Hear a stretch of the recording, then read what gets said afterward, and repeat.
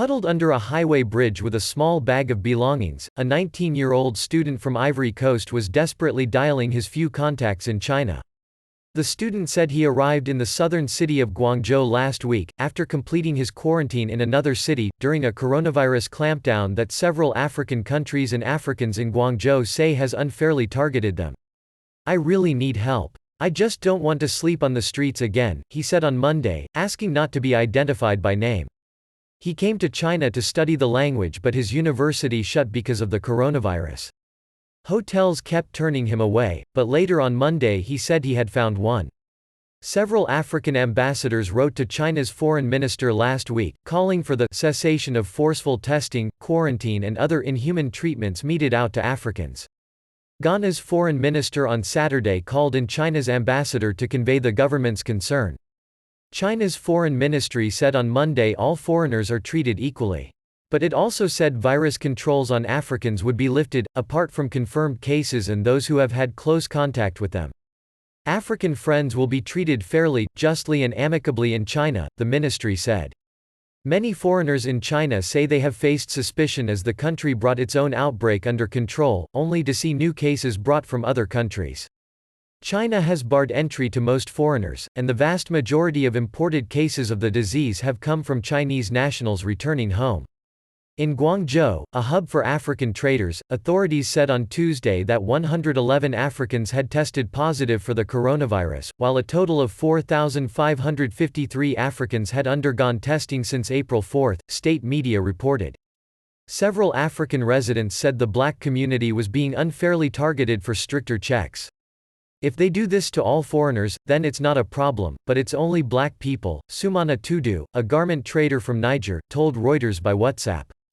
He said he was undergoing his second 14-day quarantine because the authorities did not believe he had completed his first. Such decisions are made at the local level and Reuters could not independently confirm this. The scrutiny from the authorities had triggered hostility from Chinese residents, one student said. The selective testing has set the Guangzhou locals into panic, thinking black people are carrying the virus, he said. He declined to be identified. A Communist Party social worker, speaking on condition of anonymity, told Reuters on Monday that black people were specifically being made to enter a period of quarantine. Last week, authorities announced that 2 neighborhoods popular with Africans would be locked down to curb the coronavirus after 5 Nigerians tested positive. On Monday, the U.S. Consulate General in Guangzhou advised African Americans, or those who believe Chinese officials may suspect them of having contact with African nationals, to avoid the city. The Provincial Foreign Affairs Office provided no immediate comment to Reuters about complaints from Africans and embassies that Africans had been unfairly targeted. China has stepped up its engagement with Africa in recent years, with state-owned companies building infrastructure and signing hundreds of deals across the continent.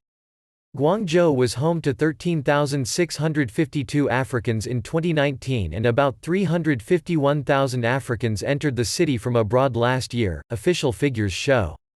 Videos on social media in recent days showed what appeared to be Africans sleeping on Guangzhou streets after being evicted from their apartments. Reuters could not independently verify the footage. Property agents near Guangzhou's Sanyuanli trading hub said such evictions of foreigners, including Africans, had contributed to a glut of empty apartments. "For a white person, you can't rent around here now because of the virus, but you'll be welcome again in a few months," said one agent, referring to when the pandemic passes. She declined to give her name. "But black people, no one will accept them."